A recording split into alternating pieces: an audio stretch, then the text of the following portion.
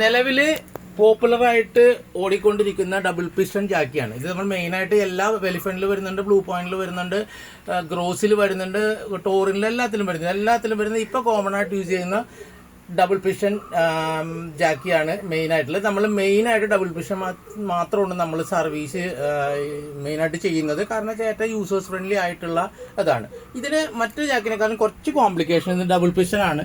അതായത് ഫാസ്റ്റ് ഹോൾഡിങ്ങിന് വേണ്ടിയിട്ട് വലിയ പിസ്റ്റണും നമ്മുടെ ലോഡ് പിടിക്കാൻ വേണ്ടിയിട്ട് സ്മോൾ പിസ്റ്റണാണ് വർക്ക് ചെയ്യുന്നത്. ഇതിന് ബ്രാൻഡഡ് അല്ലാതെ പോകുമ്പോഴുള്ള പ്രോബ്ലം എന്ന് വെച്ച് കഴിഞ്ഞാൽ നമ്മുടെ ഈ റോളർ ഇതിൻ്റെ ഉള്ളിൽ വരുന്ന റോഡിന് തേയ്മാനം വരും, ഈ ഹോളിന് തേയ്മാനം വരും.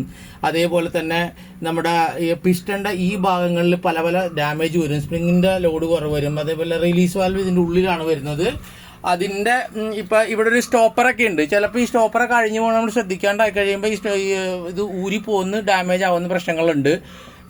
പക്ഷേ ഊർത്തു പോലുള്ള ജാക്കികൾക്ക് ഈ റിട്ടേൺ സ്പ്രിങ് വരുന്നത് അടിയിലാണ്. അപ്പോൾ ആ സ്പ്രിങ് പറഞ്ഞു പോകാനുള്ള സാധ്യതകൾക്ക് പലപ്പോഴും കാണാറുണ്ട്.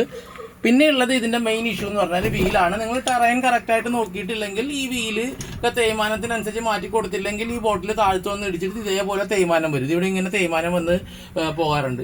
അതേപോലെ ഈ വീല് ഇതിന്റെ ഈ കാര്യങ്ങളെല്ലാം നമ്മൾ ഗ്രീസ് ചെയ്ത് വൃത്തിയായിട്ടിരിക്കണം. ഓയിൽ ചെയ്യണം, അങ്ങനെ എല്ലാം ചെയ്യണം. ഇതിനും നമ്മൾ ചാർജ് ചെയ്യുന്നത് 1 ഇയർ വാറണ്ടി, 9+3 ബെസ്റ്റ് ടൂൾ വാറണ്ടിക്ക് നമ്മൾ ചാർജ് ചെയ്യുന്നത് 4800 രൂപയാണ്. ഇതിൽ സ്പെയർ ഒന്നും പെടില്ല. സ്പെയർ മാറുന്നതിനനുസരിച്ചിട്ട് അതിന്റെ ലോഡും വരും. 1 വർഷത്തേക്കാണ് നമുക്ക് കണ്ടീഷണൽ വാറണ്ടി ചെയ്യുന്നത്.